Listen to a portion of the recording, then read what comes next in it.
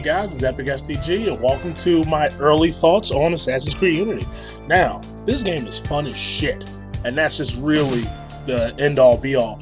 It definitely has some flaws, but some of these flaws can definitely be overshadowed by what the game brings.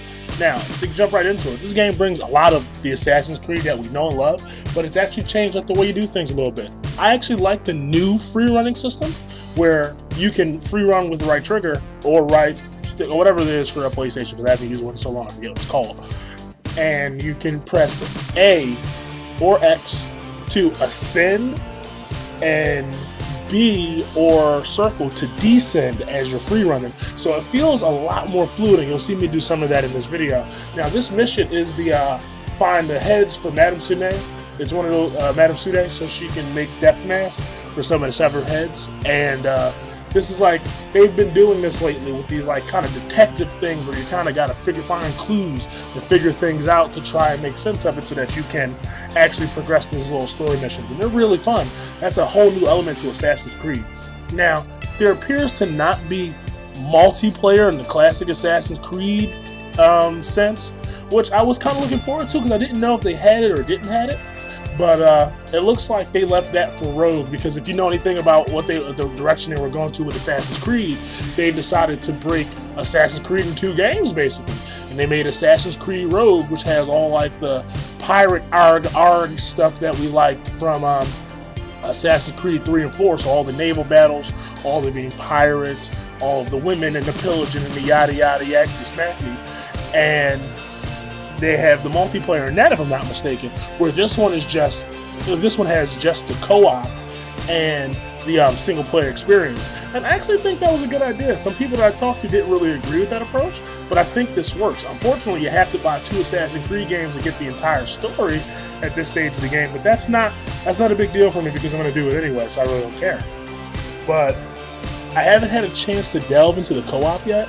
But later this afternoon, I will definitely be getting some of that with Epic Boss, because we are both very excited for this game. And we haven't played too much because we've been playing COD and working and everything, so it's been a little difficult. But yeah, this game is great. Unfortunately, this game does have some shortcomings. You won't see it in this particular clip, but I have seen it in a little bit of time that I've played. And what I know, and I've actually seen a lot of other people notice as well, it seems the frame rate drops noticeably when there's lots of people on the screen and you're right in the thick of it. So if you look to your left right here, you'll see all those people. That's a couple hundred people at least. And if I was to go out in that part of the crowd, I would have a problem. You'd actually notice the stutter. And the problem with that is that like the game is supposed to run, if I'm not mistaken, at 60 frames per second with 1080p 60 frames per second. If I'm not mistaken, it's running on Xbox One. It's running 900p at 60, and it can go down to as low as 24 when the screen starts to stutter. And that's just unfortunate. I mean, this is next gen, and like they had so much time to work on this, you would think that they would have fixed the problems with this, because this, like I said, this is a next generation situation. This is only my second game having my second game that I have for a next gen system, because we just got the Xbox Ones, and I'm a little disappointed. I'm like, from everything that I saw, it looks like it runs better on Xbox One than it does on PlayStation 4, which is very unfortunate because PlayStation 4 actually has a little bit more horsepower in the hood than the Xbox One. So that's ridiculous as far as I'm concerned, but I mean, it works. Now, the game's pretty, at the very least. This game is beautiful. I mean, there's not a lot of screen tearing, and I'm like, the 900p resolution actually comes across very, very well. And I'm like, everything looks crisp. We got the French Renaissance going on right now. And I was like, and that's one of the main things I've always liked about Assassin's Creed, because it's fiction, but it's based in in a lot of historical facts. And what they do is, just like back in Assassin's Creed 3, they take real events that happened in real life and made it like the Assassins and the Templars were in the middle of those events, which I think is cool as hell. But yeah, I said this game has some problems, and it has, but it also has a lot going for it. I'm like, given all the problems that we've seen, like I said previously, the game looks gorgeous. The game is legitimately fun, and it's presented in such a weird way. The story of Arno is really interesting. I feel bad. I'm like, I don't know if you've seen anything, but this is turning out to be another one of those great Assassin's Creed tragic love stories. And I feel bad for the guy. I legitimately feel bad for him. And when it comes to story, I'm very deep ingrained into story parts of the actual games. I'm like, you've heard me say this a million times, I'm a story guy. I can play a bad game if the story is good to cover for me. I don't care about graphics and mechanics. All that shit's icing on the cake for me. As long as the story is good, I will play it. A really good example of this would have been Remember Me. That game was bad. I don't know if any of you played it, but the game was bad. And the voice acting was so terrible. Oh, you're about to see one of the other big problems with Assassin's Creed. Control issues. Now, for some reason, I went and jumped all the way off this building as opposed to jumping into the bale of hay that was right below me. I've had this happen a few times, and it's a very specific button combination you press to do this now, and it still didn't work. It jumped me all the way off the building. And that's unfortunate. That's something that people have been complaining about as well. And in this culture, in this day and age, it seems like companies are putting out essentially broken games.